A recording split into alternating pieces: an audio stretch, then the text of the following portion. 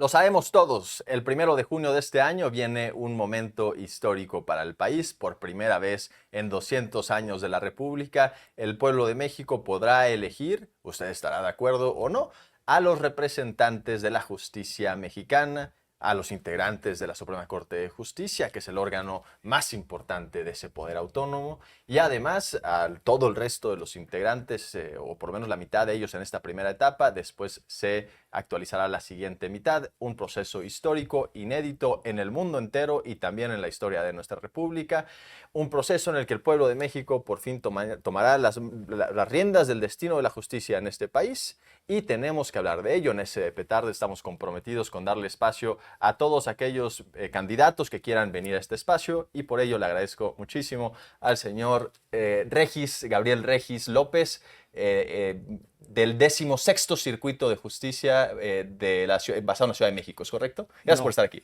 gracias, Recuérdame Julián. entonces Buena tarde. de qué exactamente qué circuito es o qué Soy distrito. Juez juez de distrito, ¿no? 16º de distrito en materia administrativa aquí en la Ciudad de México. 16º, por lo menos le atiné a eso, querido Gabriel. Sí, Gracias por claro. estar acá, muchísimas gracias. No, Hay gente que no quiere venir, luego hay gente que le escribimos, le decimos y no se anima, entonces siempre le agradezco muchísimo a todos los que vienen, querido Gabriel. no, en mi caso, bueno, primero agradecerte por el espacio, por tener esta oportunidad de compartir con tu auditorio.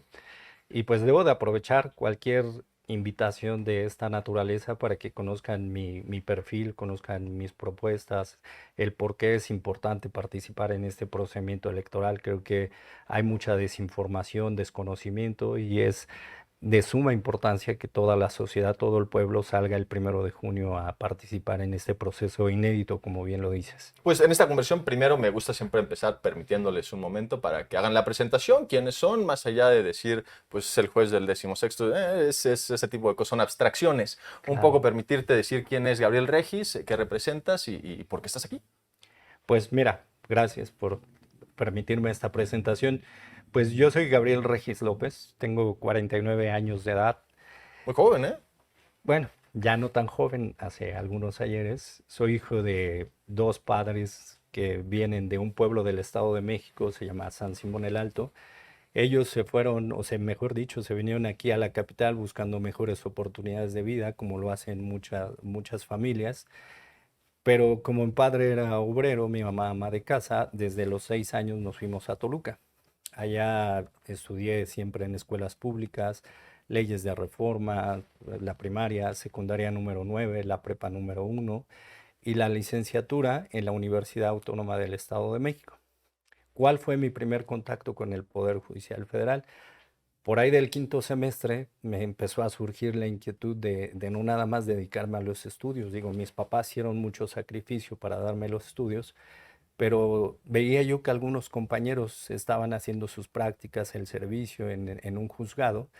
Entonces creí que era necesario ir a tocar una puerta para que me permitieran pues entrar a hacer prácticas y me dijeron que sí, que a través de la figura de meritorio que en ese entonces existía, que era básicamente consistía su actividad en foliar, rubricar expedientes, sacar copias, ir incluso por el café de los compañeros. Desde ahí empezamos por ahí de 1996. Y en un 1 de abril del 98, pues tuve la oportunidad de que me dieron mi primer nombramiento y ya fue como ingresé formalmente al Poder Judicial Federal. He sido oficial judicial, actuario, secretario de juzgado, secretario de tribunal, secretario de estudio y cuenta de la Suprema Corte de Justicia de la Nación y desde 2015 juez de distrito en materia administrativa. Pues es la definición de alguien que ha hecho carrera judicial entonces adentro del Poder Judicial, ¿así lo pondrías? 27 años de carrera judicial. Bien, y ¿esto cómo contrasta con, hubo muchas quejas por parte de elementos del Poder Judicial cuando se propone esta reforma, desde antes de las elecciones, después se materializaron en otros términos después de las elecciones, ya cuando era evidente que iba a pasar la reforma, porque decían que pues, se acababa la posibilidad de hacer carrera judicial y de que alguien que quizás tiene tu historia y que hubiera ingresado para hacer las prácticas profesionales al Poder Judicial Federal, después terminara en un cargo importante como el que hoy todavía tienes o renunciaste, pediste licencia o aún estás en No, todavía funciones? estoy en Ah, función. excelente. ¿Cómo contrastas esas quejas o cómo las entiendes tú con ahora el hecho de que tú, un hombre que participó de la carrera judicial, que hizo su carrera en esos términos, ahora está participando en esta modificación constitucional para que tenga otro tipo de expresión esa carrera judicial o que ya no se pueda realizar en los términos que ellos decían. Claro, Julián, qué pregunta tan importante me haces. Pues mira, efectivamente fue un procedimiento muy inédito, donde hubo un cambio de paradigma de selección de jueces, magistrados y ministros. El hecho es que a partir de septiembre del año pasado es una reforma constitucional obligatoria que es algo ya vinculante para todos. Entonces, cuando surge esto, tú tienes que hacer una reflexión en que estás en una impartición de justicia que es una carrera de vocación. Impartir justicia, ser el defensor de los derechos humanos de los gobernados, tienes que analizar qué decisión vas a tomar. Hacerte a un lado, que quienes lo hicieron es muy respetable. Y quienes no, quienes decidimos salir y decir, nosotros queremos seguir en esto porque queremos seguir sirviendo a nuestro país, eso es una decisión muy importante. Aprovechar, creo que todo cambio es un área de oportunidad para hacer mejor las cosas, a ser autocríticos también de qué en qué fallamos y por qué no refrescar la institución Bien. y ir hacia un mejor camino. Dos dudas me surgen a partir de ello. Uno, hablas de autocrítica del Poder Judicial. Diferentes autoridades han señalado que no hubo esa autocrítica y por lo tanto también la presidenta lo dijo esta semana, el lunes lo dijo en la mañanera, que a partir de ello es la necesidad de la reforma del Poder Judicial, que si hubiera habido una autocrítica y cambios adentro del propio poder, propuestos por el propio poder, otra habría sido la historia. Un poco, ¿cuáles son las autocríticas que no hubo o qué crítica le harías al Poder Judicial actual?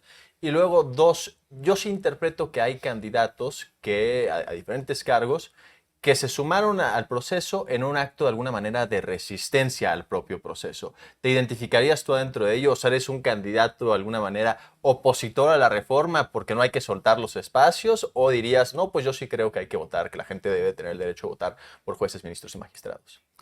Definitivamente, pues debo empezar que estoy participando con convicción Mm, de que es un área de oportunidad ok, para hacer mejor las cosas. Insisto, tiene que haber una autocrítica. No soy parte de la resistencia. Creo que siempre hay una palabra que ahora está muy de moda, que es ser resiliente, ¿sí? sí. Que después de un proceso de transición tengas la capacidad para reinventarte, ¿sí? Así como nosotros respetamos a los que decidieron hacerse a un lado, algunos de ellos no tienen el mismo respeto y lanzan críticas y dicen que nos vendimos y Ujú. cosas de esa naturaleza. Y la verdad que no. Si tú analizas en qué consiste la impartición de justicia, que el fin último es el pueblo, defender los derechos de los gobernados, si yo puedo seguir sirviendo a mi país, por supuesto que lo haré convencido de que tengo la trayectoria y la experiencia suficiente de seguir haciendo esta actividad.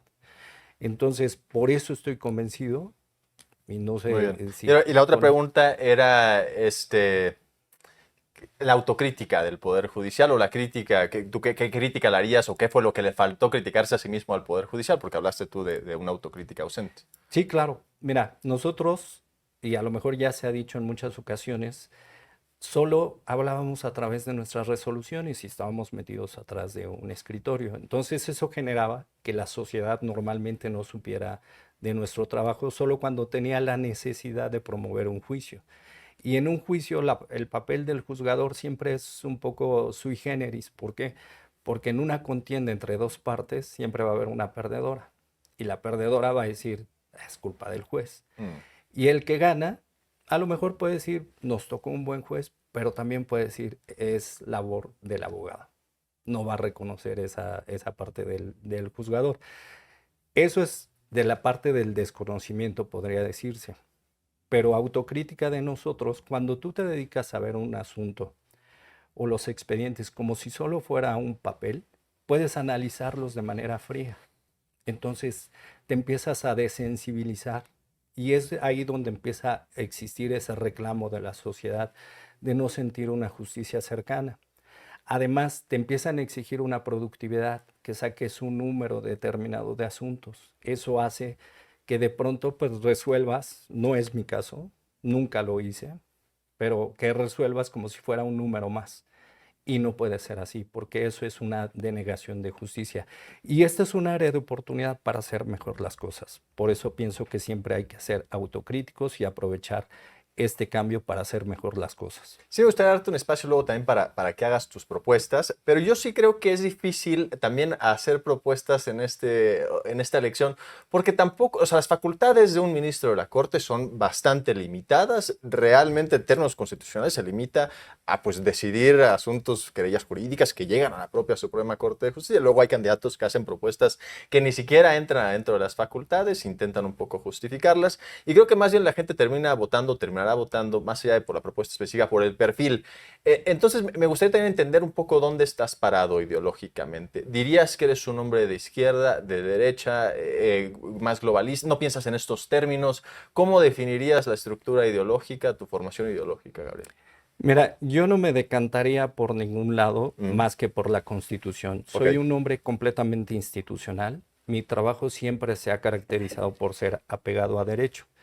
Entonces, cuando a mí me hablan de propuestas, yo soy muy respetuoso de todo lo que puedan decir mis compañeros, los que están junto conmigo en este proceso contendiendo para el cargo de ministro, pero creo que sí hay que ser muy consciente de cuáles son tus posibilidades reales sí. desde ese cargo, como bien lo dices, Julián. Entonces, mis propuestas sí son muy reales de todo lo que he aprendido a lo largo de esta carrera, de qué manera puedo ser útil a la institución. Hay quienes obviamente, y no voy a ser más Señalamientos específico y específicos. demás, decir que quieren cambiar las estructuras y métodos de enseñanza y no sé qué tantas cosas. Ujú. Bueno, eso definitivamente no corresponde a un ministro, ¿no?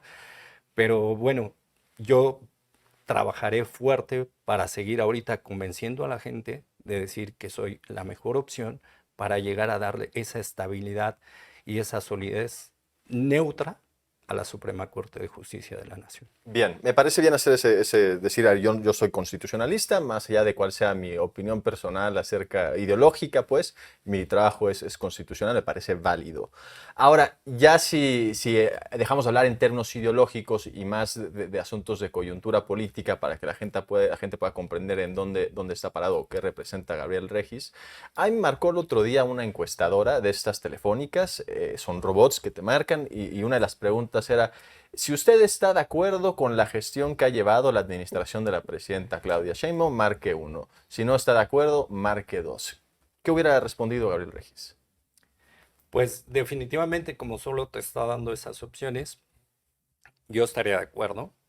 No sé qué número me ¿Sí? dijiste, Un 1, el sí, uno. sí, Yo sí. estaría en el uno. ¿Por qué? Porque realmente es muy poco el tiempo con el que nosotros podemos medir los resultados. Creo que siempre hay que dar esa oportunidad de dejar trabajar a la gente y más en este caso que es nuestra primer mujer presidenta, creo que es de suma importancia en lugar de poner obstáculos, de ayudar. Y eso es lo que yo quiero precisamente, de ser favorecido con el voto, ser una persona institucional que ayude al país a ir hacia un mejor camino. Bien, otra de las preguntas que han surgido regularmente en este tipo de encuestas es ahora la misma, pero sobre Norma Piña, la actual presidenta de la Suprema Corte de Justicia.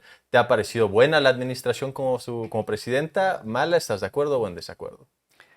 Mira, me parece que fue una administración muy complicada, fue una administración que tuvo mucho confrontamiento y eso quizá derivó en esta situación en la que estamos. Tiene todo mi respeto porque es la primera también mujer presidenta de la Suprema Corte y del Consejo de la Judicatura, pero sí definitivamente fue una administración muy complicada. Ahora, la gran discusión en términos jurídicos sobre la propia reforma fue cuando llega a la Suprema Corte y se discute la constitucionalidad de la propia modificación constitucional. Este momento en donde por un solo voto y después se intentan justificar otro tipo de mecanismo para votar con 6 personas en lugar de las 8 requeridas, un asunto así. ¿Te parece que fue constitucional la modificación que hubo a la Constitución? ¿Es constitucional la propia Constitución o en qué términos hubieras votado tú o cómo piensas ese asunto? Mira, trataré de no abundar tanto en la respuesta porque eventualmente, digo, de ser favorecido con el voto del pueblo, podría llegarse a ver este tipo de asuntos en la Corte. Pero sí voy a definir una postura. Claro, Creo que el poder constituyente, desde que se creó la Constitución de 1917, creó un sistema para cómo se tenía que modificar y reformar la Constitución.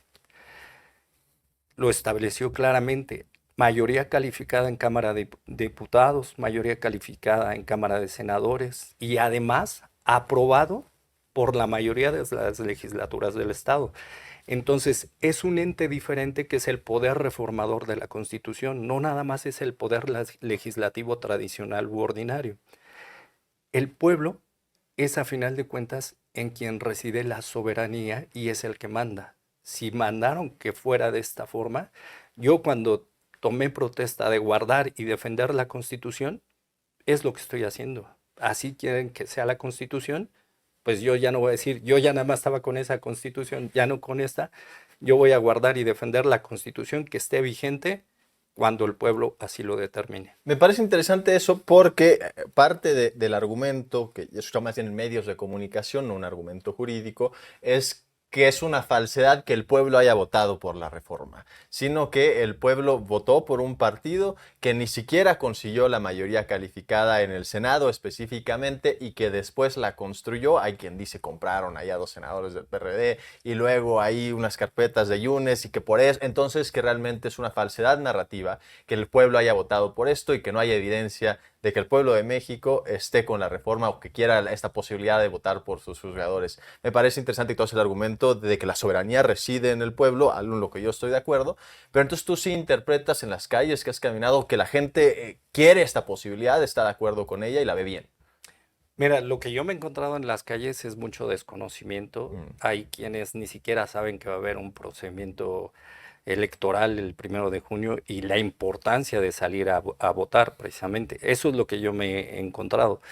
Pero definitivamente creo que sí es importante que la sociedad se inmiscuya y vea la trascendencia de esta votación. Entonces creo que definitivamente, por ejemplo, el Tribunal Electoral del Poder Judicial de la Federación en días pasados sacó la resolución donde permitió que se le diera a conocer al pueblo, pues incentivar la votación. ¿Por qué? Porque precisamente hay mucho desconocimiento y sí es un parteaguas, pero tiene que estar debidamente informada la sociedad para que después no diga, precisamente es más fácil criticar, decir, no, es que no hubo mayoría. Bueno, ¿saliste a votar? No, no salí a votar. Pues, entonces, tú permitiste que las cosas sean como son. Sí. Entonces, la población que salió a votar determinó que así sean las cosas. Vamos adelante porque eso es lo que quiere los que salieron a votar y este país es de una mayoría. Ahorita quiero hacerte una serie de preguntas un poco más complejas, pero antes un par muy simples. ¿Qué poder te propone? El Poder Ejecutivo. El Ejecutivo. ¿Quién firma las cartas de recomendación que entregaste para este proceso de aplicación? Mira, en mi caso, una de las cartas que está propuesta es de un asunto muy interesante que yo tuve, donde es el papá de un quejoso que tiene síndrome de Down, que obviamente no puedo dar sus datos, pero él estuvo muy agradecido de que cuando iba empezando la pandemia no se le estaban suministrando los medicamentos. Yo me habilité en ese asunto para ir, porque tenía que ratificarse la demanda, ir y explicarle el asunto si quería que se le diera trámite. Cuando yo fui, él me dijo que renacía en él la esperanza en la justicia en México. Entonces yo dije, ¿a quién le puedo pedir una carta? Pues a esta persona. Él es uno de los que la firman. Otro de los que los firman es uno de los muralistas que tuve honor de conocer, de los pocos muralistas que existen todavía en nuestro país. Lo conocí en una comida del Día del Maestro de la Universidad Nacional Autónoma de México, de la que soy catedrático. Otras tres fueron otros tres excelentes profesionistas. Muy bien. Pero todos nada de partido. Ajá, sí, esa era la pregunta, si no era algún Marco Cortés, alguien así, que hubiera algún líder de partido, que te hubiera firmado alguna Norma Piña, que te hubiera firmado una carta, no, algo así, pues. No, bien. claro. Ahora pasando, este es un espacio nosotros sí aquí nos identificamos en SDP como un medio de izquierda, un medio que reconocemos el sesgo editorial que hay en este espacio y vemos bien a la presidenta, de ahí partimos, no es un medio de partido, es un medio que está con la presidenta, somos sumamente críticos con el partido que ello representa. No obstante, siempre es con datos, ¿verdad? No hay mentiras y permitiendo también que se haga el contraargumento, pero sí requiere el reconocimiento de ese sesgo, reconocer también que ha habido diferentes señalamientos a tu persona, Gabriel. Hay una abundancia de videos de YouTube de gente que dice Gabriel Regis es el candidato de Ricardo Salinas Pliego a la Suprema Corte de Justicia de la Nación. No debes de ser ajeno a esos señalamientos que han habido y también pues están basados en una serie de elementos que me gustaría también abordar en ellos.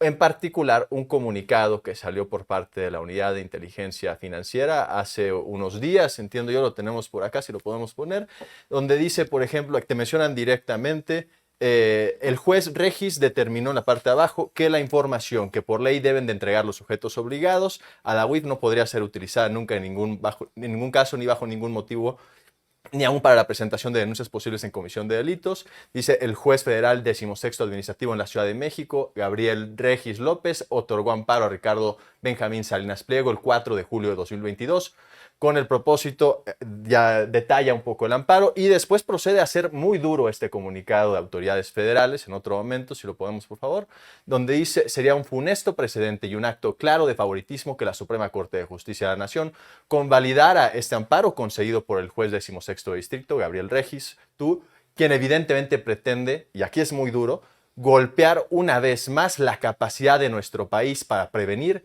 evitar y combatir las operaciones con recursos de procedencia ilícita.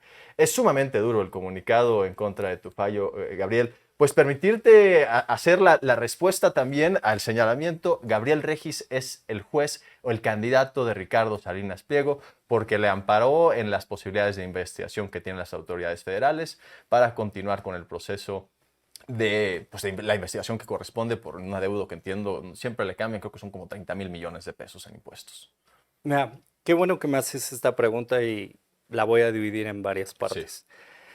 Yo me enteré tarde de este comunicado que sacó la Unidad de Inteligencia Financiera, pero hubo quien se enteró muy pronto, en particular, y te agradezco que me hagas la pregunta y que además me des la oportunidad de defenderme a diferencia de otros, pues, ni siquiera puedo decir medios sí. que se dedican precisamente a decir que es el candidato de tal, que concedió amparos de por vida, que no sé qué, porque es una desinformación total, ¿sí? ¿Y por qué es una desinformación total? Se refiere básicamente a lo que yo te decía hace un rato. Cuando tú eres juez, si tú concedes un amparo al quejoso, la autoridad va a estar inconforme.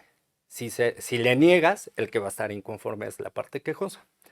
Pero te voy a hablar de este caso en particular. No tiene nada que ver con impuestos. De entrada, no tiene que ver nada con impuestos. Es muy diferente al asunto que están analizando en la Suprema Corte de Justicia de la Nación. Tan es así que pues, yo por eso Sí. no lo tengo. Este asunto derivó, y no puedo hablar más porque obviamente está sub iudice el asunto, pero sí es importante que aclare ciertas situaciones. La unidad de inteligencia financiera fue creada para combatir el antiterrorismo, lavado de dinero, narcotráfico y todo este tipo de situaciones. ¿Cómo funciona? A través de operaciones, el sector financiero detecta operaciones inusuales y todo eso le manda los reportes a la unidad para que ella determine cuándo congela las cuentas bancarias. A grandes rasgos ese es su funcionamiento. Cuando esto fue impugnado en la Corte, inicialmente Primera Sala declaró inconstitucional esos artículos porque consideró que se invadían las facultades del Ministerio Público, pero eso quedó como un criterio aislado. Después se analiza en segunda sala y en segunda sala hacen una interpretación conforme y dicen que es una medida precautoria que solo tiene justificación cuando responde a requerimientos internacionales y no locales. Con base en esa jurisprudencia, nosotros pues estamos obligados a conceder suspensiones contra congelamiento de cuentas bancarias y amparos. Hubo un conversatorio interinstitucional entre la Unidad de Inteligencia Financiera y el Poder Judicial Federal, donde yo participé, y les dije claramente al entonces titular y todos los que estaban ahí, la solución está en sus manos, cambien la jurisprudencia. Si era de segunda sala, súbanlo a pleno, que en el pleno se discuta y que se cambie. No lo hicieron. ¿Desde qué fecha te estoy diciendo? También las reglas en donde está prevista la normatividad o la actuación de la unidad de inteligencia financiera no están en ley, están en reglas. Dije, eso pásenlo a ley para que se eviten impugnaciones. Tampoco se ha hecho. Entonces, creo que en este tipo de situaciones hay que analizarse de manera completa. Ahora, en el amparo en particular, deriva de una nota que se hizo y esa nota no tiene que ver con el funcionamiento de la UIF, no es un reporte de una institución del sector financiero. Se impugna la actuación, los artículos que prevén la competencia de la unidad y por todos esos se negó. Solo se concedió por un artículo que no establecía un plazo para ejercer esa facultad. Esa fue la parte por la que se concedió el amparo. Obviamente esto está sub iudice, pues está sujeto a revisión del tribunal colegiado, pero se mandó a la Suprema Corte por facultad de atracción. Bien. Entonces, las cosas son claras. Yo no soy candidato de nadie, el asunto está sub iudice, lo pueden confirmar, revocar o lo que sea, pero incluso el INE ha dicho, no tienes ni financiamiento privado ni público, entonces son mis propios recursos y soy el único candidato que estoy yo. ¿Conoces a Ricardo Salinas Pliego? No. ¿Nunca lo has tratado? ¿No has recibido dinero para la campaña por parte de Grupo Salinas? No. ¿O así? Ahora, Grupo Salinas responde a este comunicado con otro posterior donde acusa, y es muy fuerte, textualmente dice, de un uso faccioso de la unidad de inteligencia financiera, en su contra, pues. Y me imagino que se refiere a un uso faccioso por parte del gobierno federal, de la presidenta, será del presidente López Obrador. ¿Estás de acuerdo con esa caracterización? ¿Crees que la UIF está siendo utilizada con un uso faccioso en contra de personas específicas? Mira, desconozco el comunicado o la aclaración Ajá. que me dices, por lo tanto no podría como abundar mucho. Y respecto de la operatividad, precisamente esa es la labor del juez, ver que todas las autoridades actúen al tenor de lo que establece la ley. Y si no lo hacen, pues tú tienes que declarar la inconstitucionalidad, pero incluso, y te lo voy a aclarar también, no hay amparos de por vida. O sea, el periodista o pseudoperiodista que inventó amparos de por vida, pues no sabe, o sea, no hay un amparo de por vida. ¿Cómo funciona institucionalmente? Si tú consideras que una norma es inconstitucional, la desincorporas de la esfera jurídica de la parte quejosa y le dices al legislador, tiene este vicio, ¿sí? ¿Cómo se corrige? No, el legislador no está obligado por el principio de relatividad de las sentencias, no está obligado a actuar en determinado sentido. Pero ¿cómo podría corregirlo? Pues fácilmente. Si yo le dije, no hay un plazo, ponle el plazo y se lo aplicas. Sí. ¿Dónde está el amparo de por vida? Ahora, el problema que otras personas señalan es que este no es un tema de un solo caso, sino que hay una serie de casos de fallos en los que han generado controversia alrededor de Gabriel Regis. Entre ellos un amparo a Alito Moreno, presidente nacional del Partido Revolucionario Institucional, en julio de 2022, para, de alguna manera, entiendo yo, silenciar a la entonces... a la actual gobernadora de Campeche por estas emisiones que tenía en el martes del Jaguar, y Gabriel Regis le concede un amparo en estos términos a un tipo pues muy desprestigiado socialmente como lo es Alito Moreno. Y luego otro caso más en donde también le concedes una suspensión a Emilio Lozoya Austin, exdirector de Pemex, una suspensión que después llega a un tribunal y que el tribunal revoca. Entonces yo he escuchado el argumento de que estas son pues fallos repetidos, sistémicos, que más bien corresponden a una posición política que justifica a Gabriel Regis jurídicamente, pero que no lo son así y que más bien es una posición ideológica para intentar pues, perjudicar la actividad de gobierno, o que Gabriel Regis está en contra de la libertad de expresión por estos dos fallos, pues. Qué bueno que me das la oportunidad de aclarar y bueno, son temas pues delicados, pero bueno, como está de por medio mi imagen, obviamente que Sí, sí tu voy a, candidatura, sí, tu sí voy a tener aspiración. que decirlo. De entrada, nosotros nos turnan los asuntos de manera aleatoria. Yo no escojo los asuntos que voy a conocer. Tú no dijiste, yo quiero ahí fallar. O sea, por supuesto. Ok. Cuando me llegó el asunto de Alito Moreno que tú dices, ¿sabes qué fue lo que yo hice? Me declaré legalmente incompetente por territorio. ¿Por qué? Porque el programa El Jaguar es de Campeche. Pero eso Digo, fue después de No conceder digo un amparo, ¿no? De Tabasco, No, de Campeche. de Campeche. De Campeche. Pero te declaras incompetente, entiendo que No, no, después de no, haber... no, al inicio, Mm, ¿sí? El juez de Campeche no me acepta la competencia, ok. nos vamos a un conflicto competencial. Yo dije, pues es claro que la competencia es de él. Un tribunal colegiado dice, no, el que debes de conocer del asunto eres tú, ¿sí? Yo lo que tengo que analizar no es el desprestigio de las personas, sino los actos de autoridad. Entonces los derechos de Alito Moreno estaban siendo violados por la gobernadora de Campeche. Estamos en un estado de derecho. Yo como ciudadano, incluso más que como juzgador, te diría, si tienen los elementos, ¿por qué no han hecho nada? ¿Por qué no se ha hecho nada? ¿Sí? Es fácil echarle la culpa al juez. El juez dice, oye, no utilices los recursos del Estado para descalificar a una persona, sea la que sea. Pero si tienes las instituciones a tu cargo para sancionarlo, ¿por qué no lo haces? Entonces, de alguna forma, Alito Moreno en este caso fue víctima de la No, operación de Estado de la gobernadora de Campeche para desprestigiarlo con no, no, recursos no. públicos. Yo no estoy diciendo que sea víctima. Yo estoy diciendo que si las instituciones se utilizaran como deberían de ser otros canales a través de los cuales se actúen y no viciar incluso pruebas. Si tienes todas esas pruebas, arma las carpetas debidamente e inicia los procedimientos correspondientes. Ahora brevemente la explicación sobre Emilio Lozoya, también una suspensión que después es revocada, tu suspensión por un tribunal, según entiendo.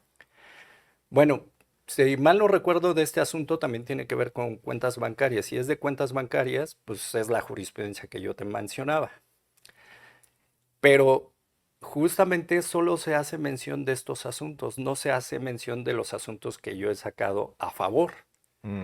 Hubo un asunto también de un actor relevante donde no quería que se hablara de él en las mañaneras y quería que se prohibieran las mañaneras. Y yo dije que era un espacio, un canal de difusión que se tenía que establecer claramente porque el pueblo estaba interesado en saber eso.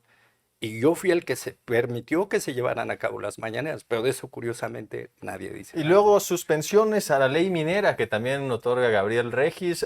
Un poco, más allá de permitir, o sea, si quieres también hacerlo y justificar como cada uno me parece bien y adelante, pues no hay tiempo límite para hacerlo. Pero pues esto más bien lleva a la interpretación de que es una fallos reiterados, ideológicos, que más bien van pues para justificar o para intentar utilizar los instrumentos jurídicos para avanzar una posición política o ideológica de Gabriel Regis en contra de Morena, de la 4T, del presidente López Obrador, de Claudia Sheinbaum, si es que hubiera alguno, o algo así. Tú insistes en que no hay nada de eso, son fallos estrictamente jurídicos, que nada más hay una coincidencia de que en todos estos casos que son medianamente o altamente relevantes para la nación, terminas fallando en contra del gobierno. ¿Cuántos asuntos me has mencionado? Salinas Pliego, el amparo a Alito Moreno, el amparo, la suspensión de Emilio Lozoya y suspensiones por la ley minera. 4. ¿Sabes cuántos asuntos lleva un juez en materia administrativa al año? ¿Cuántos llevas? Lleva como 2.500 asuntos, ¿sí? Llevo 10 años como juez en materia administrativa y no he escuchado que me hablen de los asuntos donde lo he hecho completamente bien. Soy uno de los jueces que mejor productividad tiene, que mayor porcentaje de confirmación de sentencias tiene y que he defendido los derechos humanos de los gobernados. De este asunto que te comenté del papá, del, Un niño con síndrome de del Down. que no era niño, es un Un joven, joven. fue un asunto muy relevante.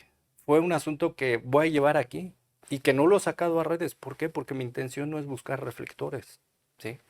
Pero tampoco puedo permitir que mi imagen se vea manchada precisamente sin pruebas. Qué bueno que me estás dando el derecho de defenderme y decirte cómo estuvieron las ¿Estos cosas. son malos abogados los que tiene el gobierno, que nada más no litigan de forma correcta estos asuntos? ¿O es que la Constitución no favorece a los intereses del gobierno en este caso? Un poco de los dos, ¿qué termina siendo? Mira, yo te lo dije desde un principio. La posición del juez es muy sui generis e Sí. injusta.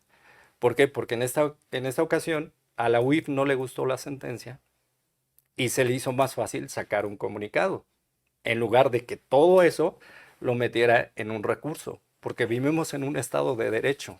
Lo que tienes que lograr es que si una determinación consideras que no es apegada a la Constitución, demuéstralo y que se modifique o se revoque. Pero justamente no podemos estar como descalificando y cosas a través de los medios.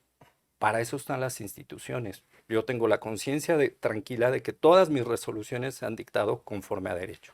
Bien, bien. Ahora, ya pasando, me parece bien la justificación, no quiero insistir sobre estos asuntos. A ver, aquí también decir, nunca habíamos mencionado ni tu nombre ni en este programa, esperamos a tenerte acá y me parece, sería, también mi propia audiencia me criticaría si no te hago esas preguntas y me parecen legítimas también No, y legítimo también. que te defiendas. A ver, pasando con preguntas muy rápidas que siempre le hacemos a los candidatos que vienen aquí, a ver si saben un poco de cultura general, de historia de México, un poco de geografía.